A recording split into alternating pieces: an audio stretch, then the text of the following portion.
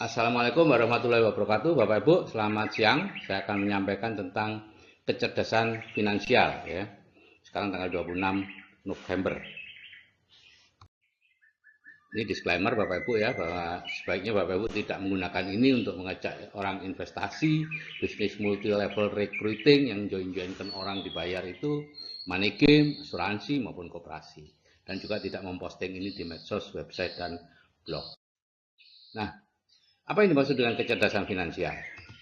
Ya, kecerdasan finansial itu artinya kalau kita disebut cerdas finansial, kalau kita bisa membedakan aset dan beban, kemudian tahu tentang cash flow, ya, tahu cara menggunakan uang, tahu penghasilan pasif dan aktif, tahu definisi kaya dan miskin, ya. Contoh aset dan beban. Di sini aja banyak yang tidak tahu Bapak Ibu, ya, banyak yang akhirnya menjadi susah harus bekerja terus seumur hidup karena tidak bisa membedakan mana aset mana beban. Jadi aset itu adalah segala sesuatu yang menghasilkan uang Bapak Ibu, ya. Segala sesuatu milik kita yang menghasilkan uang. Menghasilkan uangnya sekarang, bukan kok berarti itu dijual kemudian menghasilkan uang. Misalnya punya tanah dijual baru menghasilkan uang, atau punya rumah dijual menghasilkan uang, itu bukan aset Bapak Ibu. Aset adalah yang terus-menerus menghasilkan uang. Misalnya punya ternak, ya, ternaknya itu aset. Kemudian punya apa lagi nih? Saham, deposito, ya. Kemudian ya rumah yang dikontrakkan, itu semuanya aset. Nah, kalau beban adalah segala sesuatu milik kita yang menyebabkan kita mengeluarkan uang. Rumah yang kita tinggali sendiri, mobil yang kita pakai sendiri, itu semuanya adalah beban. Jadi intinya aset itu seharusnya dinaikkan setinggi mungkin, beban diturunkan serendah mungkin. Tapi yang terjadi adalah terbalik, karena kita tidak mengerti. Ya, kita kadang-kadang mendapatkan dari bank, ya, bahwa rumah Bapak itu aset. Ya, betul, aset.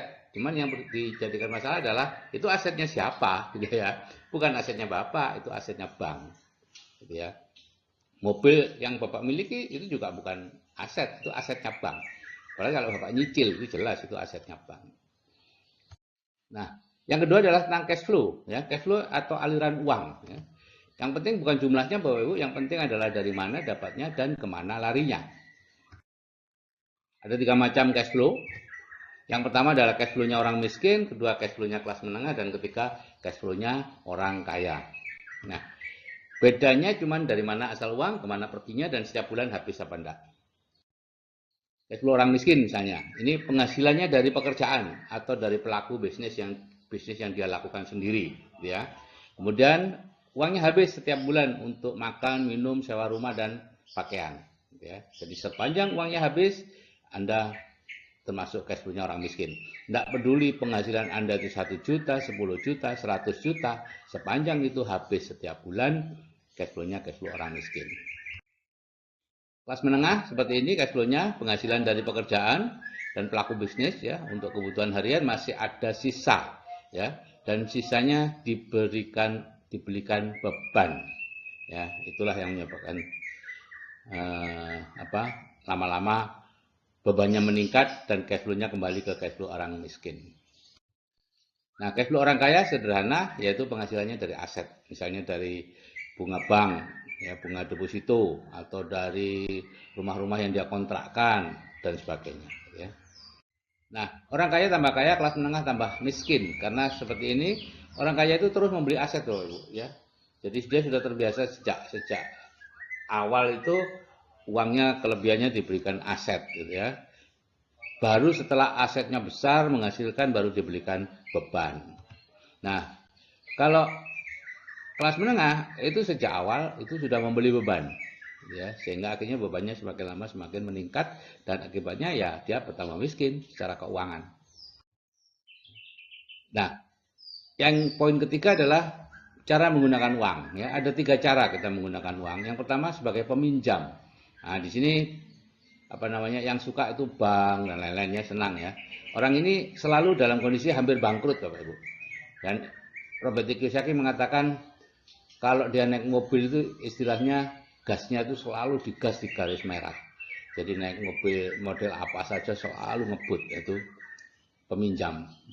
batas-batas keuangannya selalu mepet di atas. Berapapun penghasilannya, akan pengeluarannya ikut terus dengan penghasilan. Yang kedua, penabung. Penabung ini dia nabung untuk dibelikan produk, dibelikan barang ya.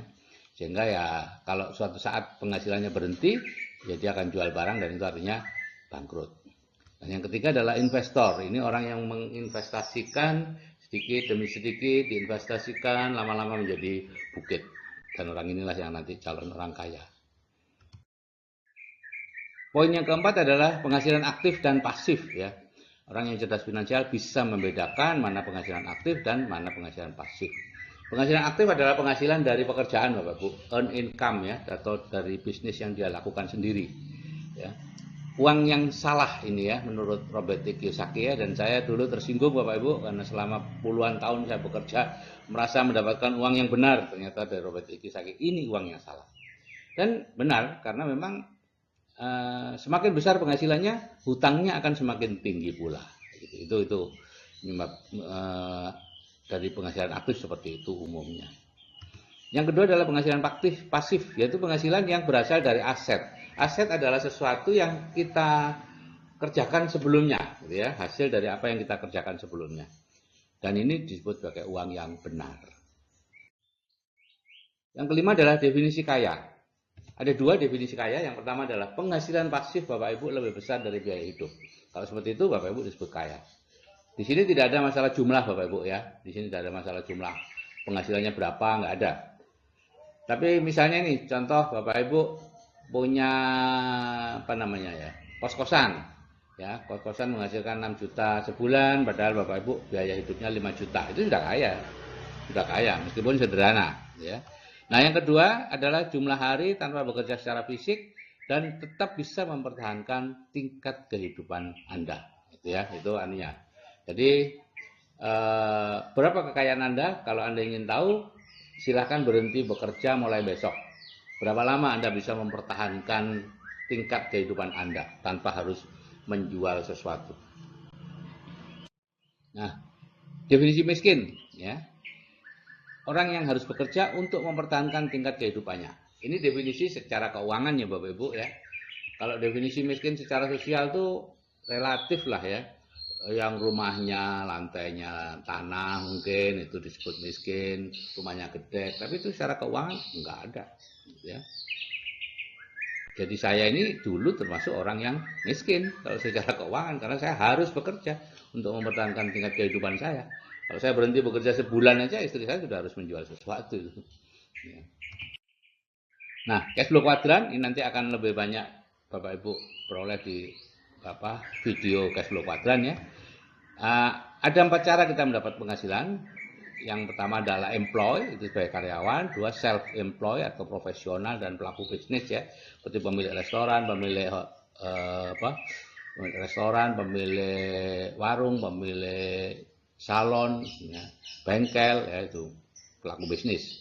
95% orang ada di sini Bapak Ibu. Sedangkan uangnya hanya 5% uang yang ada di sini. Makanya kalau Bapak Ibu perhatikan, syarat untuk bisa berhasil di keduanya ini semakin hari semakin tinggi syaratnya. Nah, berbeda dengan yang kedua, kuadran kanan yaitu kuadran business owner dan investor. Business owner ada 3, konglomerasi, waralaba dan network marketing. Ya, investor ya investor. Ini 5% orang ada di sini, 95% uang berada di sini. Sehingga biasanya kalau sudah masuk di sini tuh ayem banget. Alhamdulillah saya sudah masuk di kuadran kanan. Dan beberapa teman saya sudah masuk ke sini. Nah, Robert T. Kiyosaki menyarankan mereka yang di-employ dan self-employ jangan terlalu lama, pindahlah ke business owner dan investor. Tapi sekali lagi ini pilihan ya, saya hanya membacakan apa yang disarankan Robert T. Kiyosaki ya. Jadi ini pilihan masing-masing, tidak ada hal buruk atau hal jelek di sini. Ini hanyalah sebuah pilihan.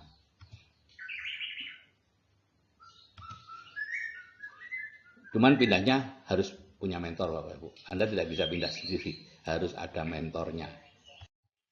Nah, untuk video yang ketiga nanti kita akan fokus pada membahas cash flow kuadran ya. Di sana kita akan mengupas mengapa sih Anda yang pegawai atau profesional seperti saya dulu kalau mencoba berbisnis yang mengandalkan kerjasama, kebanyakan merasa tertipu. Kita merasa tertipu, rekan kita juga merasa tertipu gitu ya. Jadi tidak ada yang tipu menipu sebetulnya. Ini hanya kesalahan kita dalam membangun bisnis, membina hubungan dan lain-lain. Kenapa itu akan dikupas nanti di video cash flow kuadran. Oke Bapak Ibu, selamat menerapkan kecerdasan finansial dalam kehidupan Anda. Ya. Dan sekali lagi ini disclaimer, silakan dibaca sendiri dan saya akhiri. Wassalamualaikum warahmatullahi wabarakatuh.